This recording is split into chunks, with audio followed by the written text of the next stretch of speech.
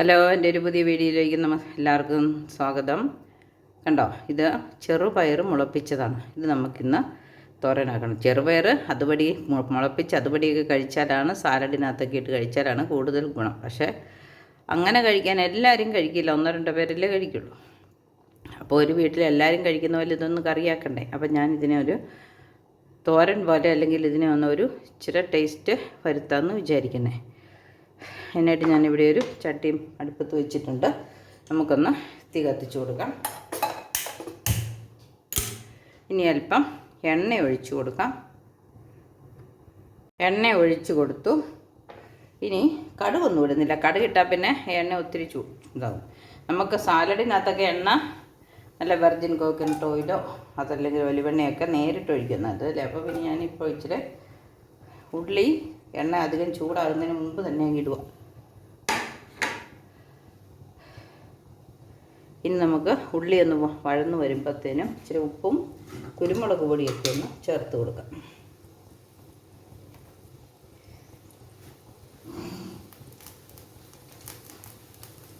നമ്മുടെ ചെറുപയറിന് ആവശ്യമായിട്ടുള്ള ഒരു 1/2 ടീസ്പൂൺ മിച്ചം ഉപ്പ് ചേർത്തിട്ടുണ്ട്. ഇനി നമുക്കല്പം 1 ടീസ്പൂണോളം കുരുമുളക് പൊടിയും ചേർത്ത്. ഉപ്പായി, കുരുമുളക് പൊടിയായി. ഇനി നമുക്ക് ഇതൊന്ന് ഇളക്കി കൊടുക്കാം.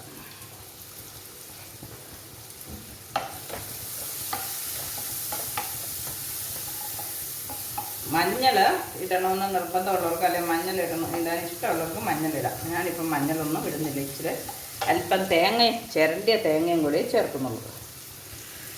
പയ്യ നമുക്കിനി ഒരല്പം കറിവേപ്പില ഇട്ട് കൊടുക്കാം. പൊടിച്ചണമെന്നുള്ള അതിന് പഞ്ഞൊന്നും ഇല്ലല്ലോ. അപ്പം അതിൻ്റെ ഗുണം നമുക്ക് വിറ്റാമിൻ ഇറും കെയും ഒക്കെ കിട്ടട്ടെ. ഇനി പയറങ്ങോട്ട് ഇട്ട് കൊടുക്കാം. കഴുകി വാരി വെച്ചിരുന്ന ഒരല്പം വെള്ളം അതിനകത്തുണ്ടായിരുന്നു. ഇതിലും കുഴപ്പമൊന്നുമില്ല. തീ ഒന്ന് കൂട്ടി വെക്കാം. ഞാൻ ഒന്ന് കുറച്ച് വെച്ചായിരുന്നു.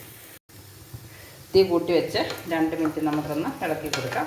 എന്നിട്ട് അല്പം തേങ്ങയും ചേർത്ത് ഒന്ന് മൂടി വെച്ച് ഈ വെള്ളം വറ്റുമ്പം നമ്മുടെ കറി റെഡിയായി. ഇത് ഒത്തിരി വേവൊന്നുമില്ല, മുളപ്പിച്ചതായതുകൊണ്ട് വെന്തില്ലെങ്കിൽ വേവിക്കാതെയും നമുക്ക് കഴിക്കാവുന്നതാണ്. പല ഒരു ടേസ്റ്റിന് വേണ്ടി നമുക്ക് ഇച്ചിരി തേങ്ങയും ചേർത്തൊന്ന് വെള്ളം പറ്റിച്ചെടുക്കാം. ഇനി ഇതിൻ്റെ കൂടെ കടലയോ നിലക്കടലയോ കപ്പലണ്ടിയോ നുറുക്കിയതോ പിന്നെ കാരറ്റോ ഒക്കെ ഇടാൻ ഇഷ്ടമുള്ളവർക്ക് ഇടാട്ടോ.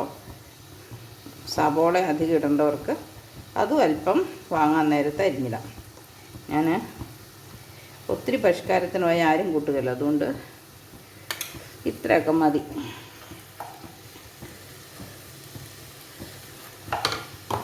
മഞ്ഞൾ ഇഷ്ടമുള്ളവർക്കിടാം. ഒന്ന് മൂടി വെച്ച് വെള്ളം പറ്റിച്ചാൽ മാത്രം മതി. നമുക്കൊന്ന് മൂടി വെക്കാം.